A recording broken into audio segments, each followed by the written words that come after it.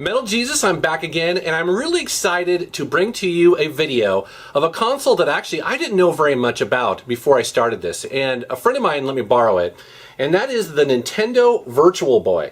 Now, this was released in 1995, and if you ask a lot of gamers, they actually don't know very much about it, and that's because it bombed horribly. It was only on sale in a lot of countries for less than a year, and it's a really fascinating console, and the reason for that is that it's a 3D console that does a lot of things right and a lot of things not so well. And so I'm going to cover the history of it, what I like and what I don't. So let's take a look.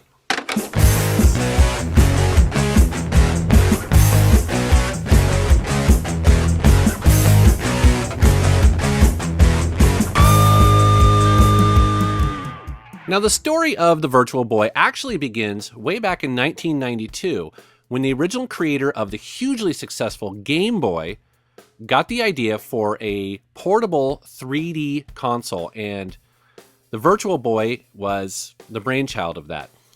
And it's really striking. That's the reason why I'm showing you this panoramic here, because it's unlike any other console that I've ever seen.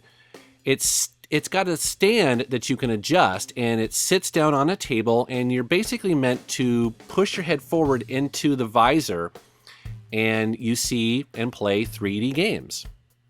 Now, inside the console, it's an interesting mix of technologies that are incredibly advanced and some serious compromises that had to be made, specifically when it came to LEDs. Back in the mid-90s, LEDs were fairly expensive, and also they were pretty power hungry. And so in order to make the Virtual Boy, they had to make a decision. They couldn't make it full color. And so what they ended up doing was using red LEDs that were relatively cheap and also relatively less power hungry. And those were built onto the sides, and then they would have a lens that they would shoot it through, and then this oscillating mirror for each eye. And essentially on the top of the Virtual Boy, you would adjust the console almost like a pair of binoculars. And so you could control exactly how much focus that each eye got. And this was to, make sure that every single person could play, because everyone's eyes are slightly different, but also to help fight motion sickness. Now, on the bottom of the console, you have a place where you plug in the controller. I'm going to show that in a second, as well as an external plug-in that did not come with it. The original ran on batteries. Over on this side, you have a place where you can plug in headphones and volume, and in the center of it is a place where you plug in the cartridges. Because this was a 3D console, Nintendo did quite a bit of work on the joystick, and for the first time, they have two directionals, one for the left and one for the right hand, as you see right there. Although they're a D-pad, it's not a thumbstick, as well as a start and select and the typical buttons. On the bottom of the controller are two button triggers that feel really nice.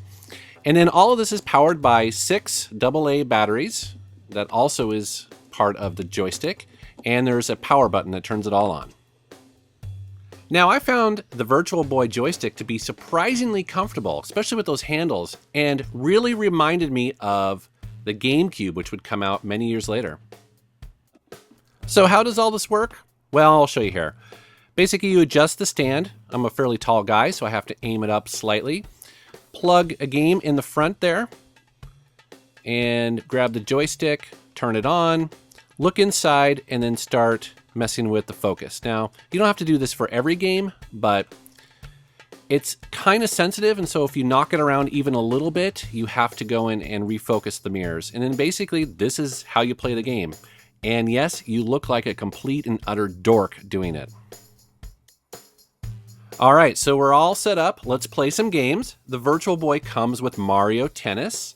Now, I have to do a little disclaimer here, and that is it's very hard to do video capture because there's no video out on the Virtual Boy. So I'm using an iPhone 4 here, and it doesn't look great. It looks blurry, and you're not getting the 3D effect. But just trust me that when you actually play the Virtual Boy, the graphics actually are very crisp, and the 3D effect is pretty cool.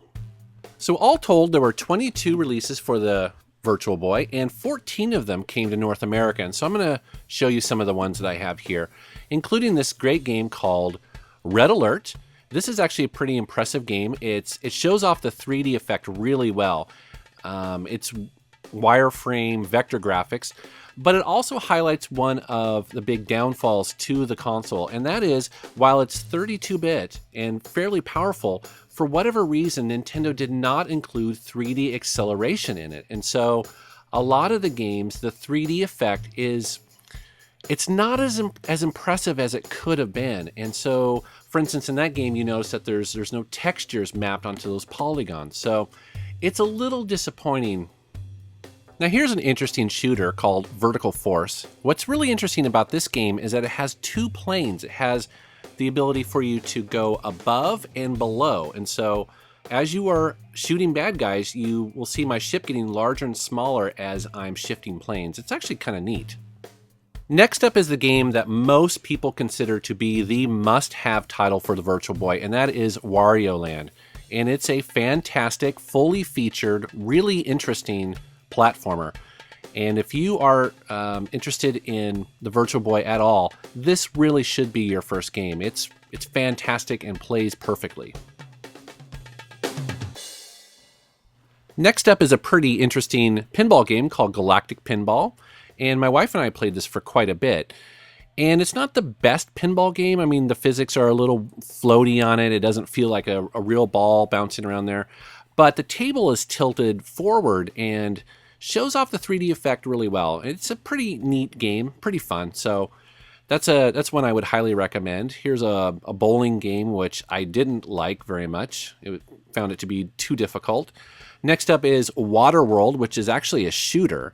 And surprisingly fun, so I enjoyed that quite a bit. And here's Panic Bomber, and this is I'm not sure if this is based on another Japanese game or not. It was my first time playing this, but it's very Tetris-like and a lot of fun too.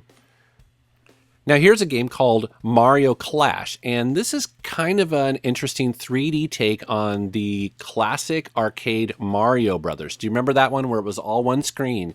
And this is a really interesting 3D take on that. Lots of fun. And then I just round this out with the 3D Tetris and then a boxing game here, which is pretty interesting, although it kicked my butt. So those are the games that I have to show you for this. It's missing a couple of the North American games, including, I think it's Jack Brothers and one other one. So overall, a pretty interesting collection of games. It's kind of funny when you go back and play these old consoles and you see just how large these cartridges were. And I just thought it might be kind of fun to compare it to the Sony UMD and then also, the DS, just to kind of show just how far we've come with this technology. So pretty cool. So that's my retrospective on the Nintendo Virtual Boy. Now I have a confession to make, and that is I fully expected to hate this thing. And that's because it's gotten such bad press and it bombed so badly. But, imagine my surprise when I actually had quite a bit of fun playing this. Once you sort of figure out how to make your face fit in there and adjust all the controls, it's actually a lot of fun. It's a really interesting console to have. And, if you're a collector like me, there's not that many games released for it, so it's possible to get a complete collection, and that's kind of neat. So I want to thank Reggie at D-Pad Gaming for letting me borrow this. That's very cool. It's been a lot of fun. I want to thank you for subscribing to my channel, and thanks for watching. Take care.